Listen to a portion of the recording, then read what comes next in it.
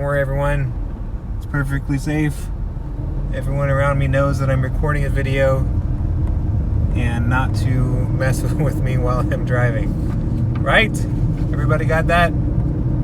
Book Invasion. Hey everyone, thanks for joining me. My name is Scott. This is Book Invasion.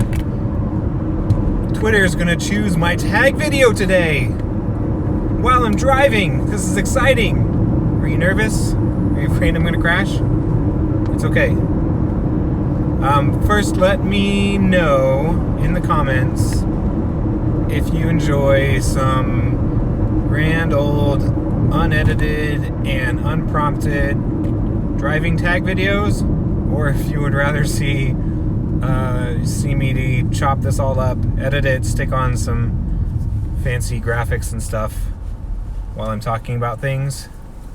So let me know in the comments.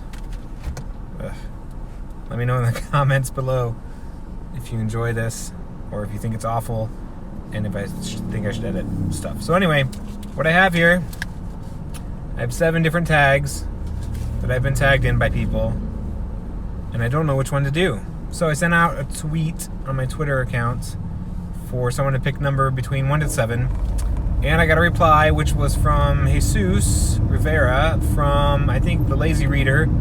I had to look that up before I filmed. I was hoping I could do it live. Do it live! Let's do it live! Search for insert reference to Bill O'Reilly. Do it live. Find that on YouTube. It's hilarious. So I put out a tweet to choose a number between 1 through 7, and 4 was a lucky number. 4, which is this one right here. Oh my god, don't crash. Dilemmas of a Book Nerd. I was tagged in this tag by A.G. McDonald. Thank you, sir. Thanks, A.G. It's hashtag Firehearts. Check out the Firehearts preview on YouTube now, starring your favorite booktubers. An animated blockbuster of epic proportions. Yeah, that's A.G. McDonald. I hope I printed this on big enough font that I can read it.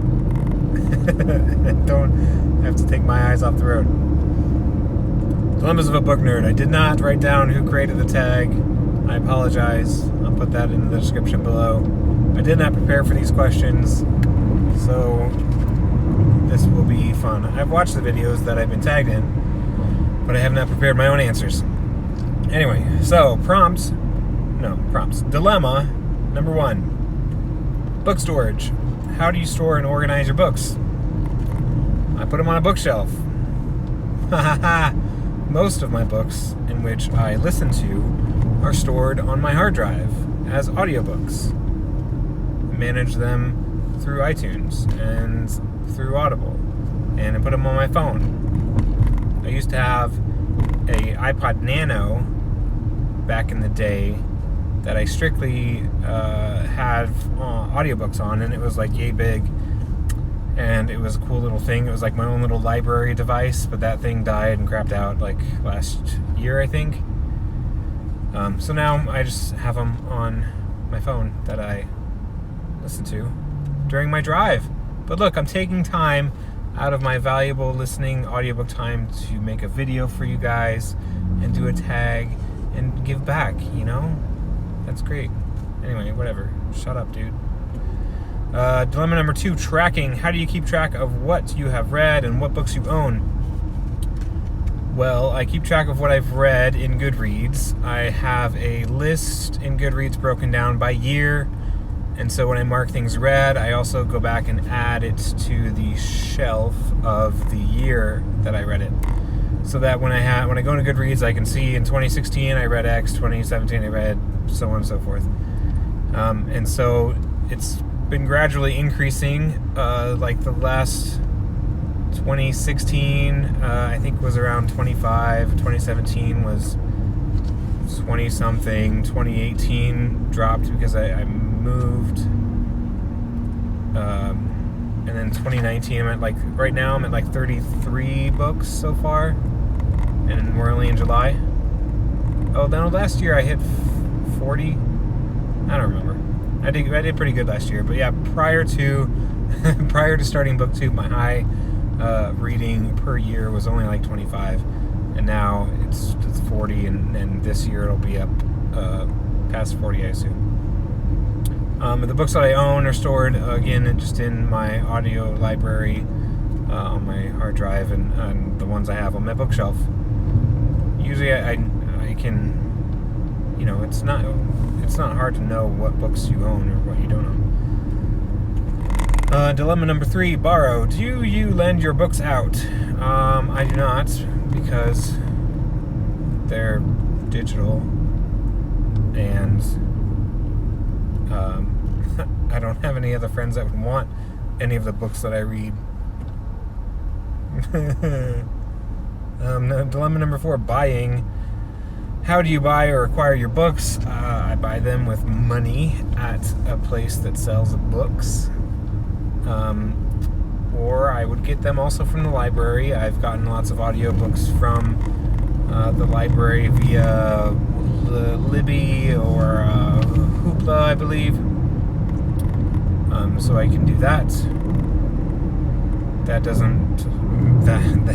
not the buying. That does not apply to this question. You moron. Buying. How do you... I buy the books. What do you mean, how do you buy?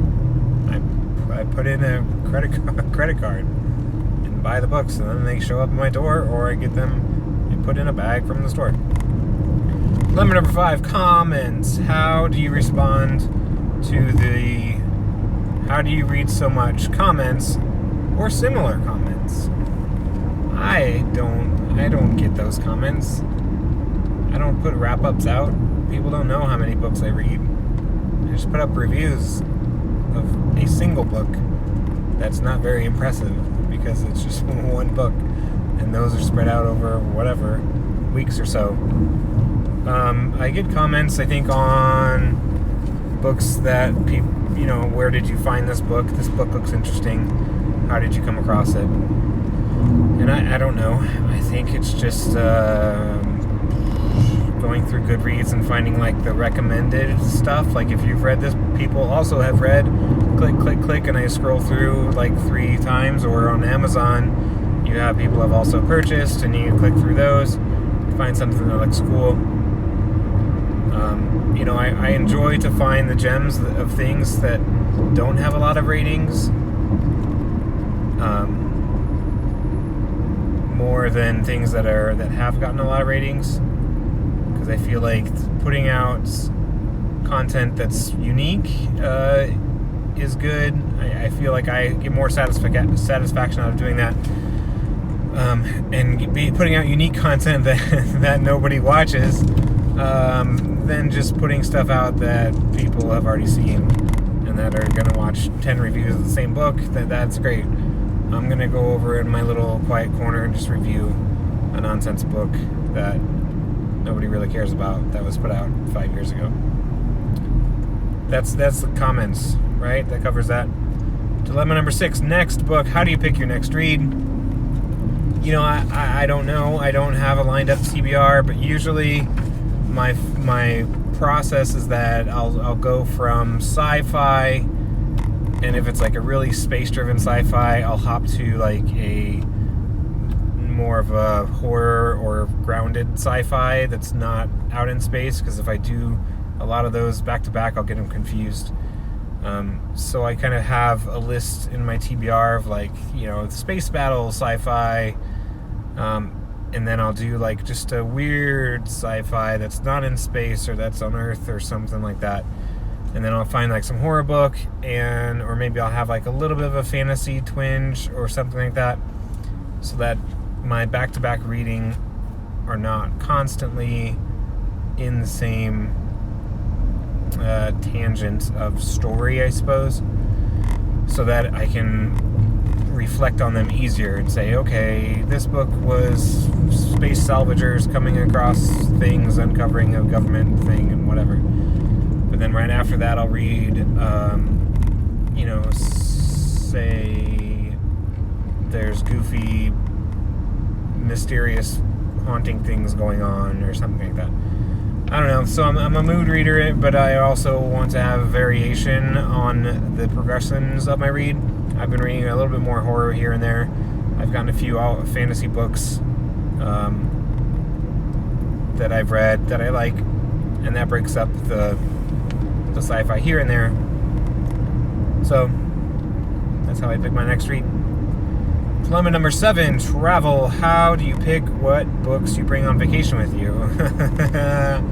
What's a vacation? I don't know. I don't go on vacation. I have children. I have family responsibilities. When we took the kids to Legoland in California, and we picked up kids' books from the library that had a CD. So we listened to Cinderella and Snow White. We listened to Finding Nemo. We listened to Toy Story on CD. Then they had their Kindle Fire tablets, so they have books there. I did not bring any books because I knew I would not be able to read on a vacation with my family. But if I did go on vacation, how would I pick what books I would read? I would just throw 7 or 8 on my phone that are of varying genre-esque things, and then go from there. Dilemma number 8, annotate. Do you write or highlight or mark up your books in any way? Typically no. For the reviews and things that I've done, I would write down something on a sticky note, and I would just put the sticky note on the page with a tiny sliver of the sticky note sticking out of the pages, so that when you look at it from the side, you can kind of grab it and flip to it. And then I would write on the sticky note just the word quote, Q-U-O-T-E, and then draw an arrow. Or I would make a comment saying, here's where this happened, and put it on a sticky note, stick it on the page, and that's it. I wouldn't write on the book. That's how I would just annotate those things I would need to highlight if I am reviewing something. But if I'm just reading it, I would just read it. Audiobooks too, they are a different beast, because when I'm listening to them on the Books app on my phone, there's a way you can send that. You go to the audiobook and you click share, and I share it to my notes, and it just puts an image of the book cover in my notes. There's no audio clip to say from timestamp to timestamp, this is the audio clip I want to bookmark. There's not a way I found to do that. So I would pause the book, I would kind of put in my notes the time, chapter 5, 15 minutes 30 seconds, and then just save it like that, so that when I get home or something, I can get on the computer and load up that spot to recall what it was about. So that's how I would kind of annotate audiobooks, is just writing down the timestamps. I have to pause the progress and say, okay, sometimes books are chapterized, so that track 14 is chapter 14. Sometimes books are just one file, so you get 5 hours, 36 seconds, or 36 minutes is what I want to talk about. And then I would try to make a note of it somehow, or try to dictate it into my phone to say what the quote was. And that I would have it for easy reference for review later on. That's how I would annotate, quote-unquote, annotate audiobooks. Dilemma number 9, new or backlist. Which do you prefer, new releases or backlist books? I prefer backlist books, just because, they were new releases at some point that obviously I did not read at the time of their release. Therefore, they fall to the wayside, and they become backlist books, which to me are new releases. In my mind, they're as good as when they came out. They don't fade over time. And there's a lot of backlist books that I have on my TBR that I want to get to, that I think are overlooked and need more exposure. I like to pick up the underdogs and the hidden gems, those kind of things. I like to get those, and I like to shout about them all over the place, hence my videos. Dilemma number 10, sequels. Do you read books as they are released, or wait an entire series to be published before reading one book? No. I would prefer to read them as they're released. There are a lot of series where I have read the first book and I just stopped because I don't like to be stuck in the same universe back to back. Like, if I find a series that I like and all the books are out, I won't read them in all one go. I'll read book 1, read something else, read book 2, read maybe 2 other books, and then read book 3. I just have that. I'm a little bit not stir crazy, but anxious when I am in a book or a book series for like over a month at a time and I haven't read anything else. It just makes me itchy twitchy. But I will read them as they come out. I've done that for the most recent ones I've done was for the Senlin Ascends books trilogy. I want to say trilogy, but there's 4 books in the series. Book 4 is not out yet. But I read book 1 kind of right when book 2 was coming out. And then I read book 2, and then upon release, I think I grabbed book 3, kind of the week it was out. And book 4 is not out yet. Same thing with like the Red Rising trilogy or whatever it's called now. I've kind of read those sequentially as they were released. I didn't wait for them all to be out. Sometimes I'll find a series that are all out and I want to read it. It's not that I was purposely waiting for them. It's just like, oh, this is a good series and all the books are out, so let me add book 1 and then I'll probably never finish it. So that was my driving book tag. I hope you enjoyed it. Let me know if you stayed this long. Let me know if you prefer the book tags to just be quick and fast and dirty with no prompting, or if you would prefer me to have edits and put in graphics and images of all that stuff, or if you haven't even watched this far in the video, you won't care. So that was my Dilemmas of a Book Nerd tag. Thanks A.G. McDonald for tagging me in that wonderful tag. It was fun. Thanks everyone for riding along with me on my drive. And I will see you next time. Bye-bye. Hey, it's me again. I will have to edit this after all. I forgot to tag some people in my tag. So I will tag Jesus at the Lazy Reader, since you selected my number.